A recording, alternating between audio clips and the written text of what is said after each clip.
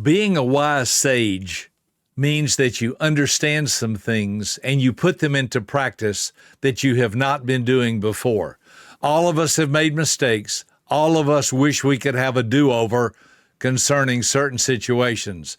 What I'm going to be sharing with you are 10 of the most vital principles and truths that I've learned about becoming a wise sage. Welcome to Becoming Wiser with Dr. Robert A. Rohm, author and world-renowned public speaker, as he shares stories involving his experiences and lessons learned in a good-spirited, positive, and fun way. Here's Dr. Robert A. Rohm. As we think about being a wise sage, first of all, I want to explain what the word sage means, S-A-G-E. That's not a common word that we use in everyday vernacular and everyday conversation. One of my students asked me one time, isn't sage a color? It's close to the color green. Well, perhaps sage, and someone else said maybe sage is a plant that you can grow. I know there are a lot of, in the English languages, there are many words that sometimes get very confusing, one of which is the word trunk, T-R-U-N-K. There are at least 5 definitions of the word trunk. An elephant has a trunk, a tree has a trunk, a car has a trunk. We put clothes in a trunk or a foot locker, and also the telephone company buries all of their wires in a trunk line. So the only way you can really know what word means is by knowing the context. Well, I'm going to share with you some context concepts, that is, words and situations and what I would really call principles that will make your life better, but they're not easy. They're only simple to discuss, and then they become difficult to put into practice. Here we go. The first one is understand the 3 R's. Oh, you say, I know what those are, reading, writing, and arithmetic. No, the 3 R's are face reality, accept responsibility, and do right.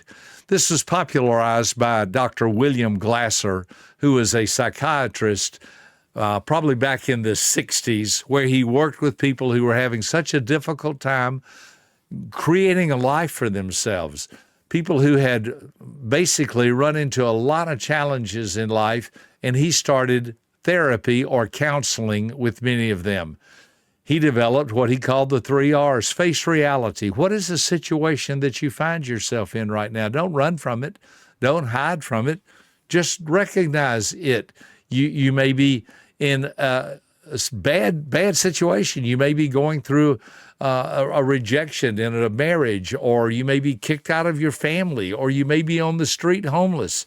Whatever it is, face reality. Then number 2, he said, accept responsibility. What can you do today about this to make things somewhat better? Face reality, accept responsibility. And then he said the third most important point was do right. I believe the secret to life is to just do the next right thing. I even wear a bracelet. I'm looking at it right now. It says just do the next right thing. I was taught over 25 years ago, you want to have a great life? Just do the next right thing. If you do that all day, you'll have a right day. Do that 7 times, you'll have a right week. Do that 4.3 times, you'll have a right month. And do that 12 times, you'll have a right year. And then do that continually, you'll have a right life. That's our first principle that you need to put into practice. Face reality, accept responsibility, and do what's right. The second, these are going to be challenging. Now, if they were easy, everybody would do them. The second one is learn to understand the truth. You've heard the old saying, know the truth, and the truth will set you free. You see, I don't want to know what's going on in the world. I want to know what's going on behind what's going on in the world. For example, I believe the American educational system is designed to create workers, to earn money, to put in the bank, and then retire. That is a terrible way to live life. Yet that's pretty much what's taught. You want to have a successful life? Go to school, get a job, make some money, put it in the bank, put it in the stock market, save your money, and then retire. May I tell you something? That doesn't require a lot of thinking. That is a herd mentality. I have learned slowly and painfully that if I will spend a little bit of time trying to learn and grow and think through different situations, that it pays great dividends. I have studied the American educational system, and I have come to the conclusion, well, let me put it to you like this. Did you ever take a class in school on investing? Did you ever take a class in school on understanding the difference between assets and liabilities? Did you ever understand or take a class in school on how to start a business? I never took a class on how to handle a payroll. Can you imagine? Everyone wants a paycheck. Where do paychecks come from? Paychecks come from payrolls. Where do payrolls come from?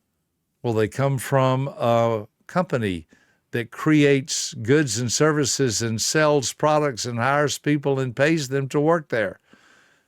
That involves a little bit more of understanding.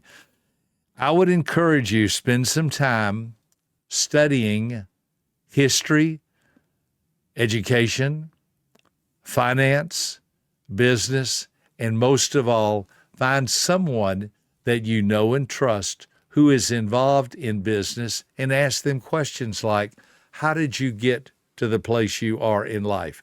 Now, hear me well. I'm not against education. I have 5 college degrees. I'm probably the most educated person you'll ever meet. But again, I have taken education with a grain of salt, asking myself, how do you know what you're telling me? I have a friend, his name was Dexter Yeager.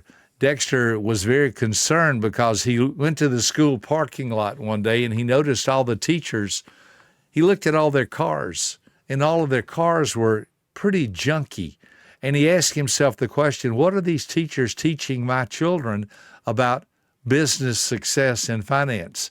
And as he met with them and talked with them, he found out they didn't know much of anything about business and finance. Business and finance will come into play in your everyday life. Learn to think, learn to understand what's going on behind what's going on. Number 3, remember you cannot talk your way out of a situation that you behaved your way into. However, you can behave your way out of a situation that you behaved your way into. Now, you got to think about that for a minute. Most of us get ourselves in trouble, and then we want to talk our way out of it. I have not found that to be very productive. Now, this does 2 things. Number 1, it protects you on the front end of doing things, knowing my behavior will have consequences. If I have bad behavior, I'm going to have bad consequences. If I have good behavior, I'll have good consequences, or I'll have good results. But it works both ways. It works both ways. If you plant bad seeds, you get a bad crop. If you plant good seeds, you get a good crop. Both work, but the question is, what do I want to do? I have raised all of my children and now 6 grandchildren, for example, to say yes, sir, to adults. Yes, ma'am. You might say, well, that's so old-fashioned. It still causes adults to look at a younger person and think, wow, that was different. That was respectful. When you say, yes, sir, thank you, ma'am. Thank you, sir. Yes, sir. No, sir. No, ma'am. Thank you, ma'am. You learn to say things like that. It cuts a different mold and path in your life. I thought growing up, everybody would say, yeah, uh-huh. But when I began to grow up and get, especially when I was in 2 years in military school, we couldn't even answer the roll with here. It was here, sir, or here, ma'am. Point I'm making is this: behavior counts. You can't talk your way out of a situation you behaved your way into. But if you get yourself in trouble, start behaving differently. Simple example: if you kick your dog every day, after about 2 weeks, your dog is going to run from you when he sees you. But if you change your behavior and start petting your dog and giving your dog a treat and speaking kindly to your dog, after 2 or 3 weeks, 2 or 3 months, or maybe longer, your dog will think, wow, they're different, and they will respond to you in a different manner. Number 4, never say, I'll be glad when this is over. Whatever you're going through right now, if you say, oh, I'll be glad when this is over, you're missing the point. Here's what you need to learn to say. I'll be glad when I learn what it is that what I'm going through is trying to teach me. I'll say it again. I'll be glad when I learn what it is that what I'm going through right now is trying to teach me. We all have challenges. Oh, I'll be glad when this is over. That means you're not even paying attention to what you're going through. Are you having a challenge in school? Are you having a challenge with your parents? Are you having your challenge with your children? Are you having a challenge at work? Well, I'll be glad when this is over. That means you're learning nothing. But when you adjust that to, you know what, I'll really be glad when I learn what it is I need to learn in this situation I'm going through right now, because I don't want to have to go through that again. I want to become wiser. That's what becoming a wise sage is all about. When I'm in a situation and I do not like what's taking place, and my thoughts are, oh, I'll be glad when this is over, or I'll be glad when I get finished with this, I find out it's not a week or two later before I'm involved in the same mess, just a different set of circumstances or a different situation. Learn to open your eyes and recognize what you're going through is for a purpose, for a reason. Life has different seasons, and in those different seasons come different reasons. Take notes. Learn from your circumstances and situation. You will be glad that you do. And then number 5, we're just going to do 5 of these in this particular broadcast, and then we'll pick up 5 in the next one. A wise sage has predetermined dedication. Oh, I'm so glad someone explained this to me when I was growing up. Do you know what predetermined dedication is? That means you decide today, while you're healthy, in your right mind, not in a bad set of circumstances, you have predetermined dedication. I'll give you some examples. I have predetermined dedication concerning morality. I'm going to be a moral person and not be unkind to females. I'm a male. I'm going to treat females with respect and dignity and not hit on them and belittle them and treat them in an unkind, unprofessional way. How about this? You have to have predetermined dedication concerning substance abuse. Are you going to wait till someone offers you alcohol or illegal drugs before you decide whether or not you want to get involved in that? That is a bad time to be thinking, what should I do? Years ago, when I was a youth director, I had one of the young girls, her name was Connie. She said to me, when I get to the drive-in and I'm in the back seat, and sometimes I do things I shouldn't do, you have any suggestions for me? I was a youth director. I said, Connie, don't go to the drive-in and get in the back seat. She looked at me and she did. She said to me, I'll never forget it. She said, I never thought of that. You see, predetermined dedication means you don't go to the drive-in and get in the back seat of a car with someone you barely know and do something you'll later regret that has lifelong consequences to it. So whether it's impurity or selfishness, or here's an old-fashioned word, I just have predetermined dedication that I'm going to stay away from sin.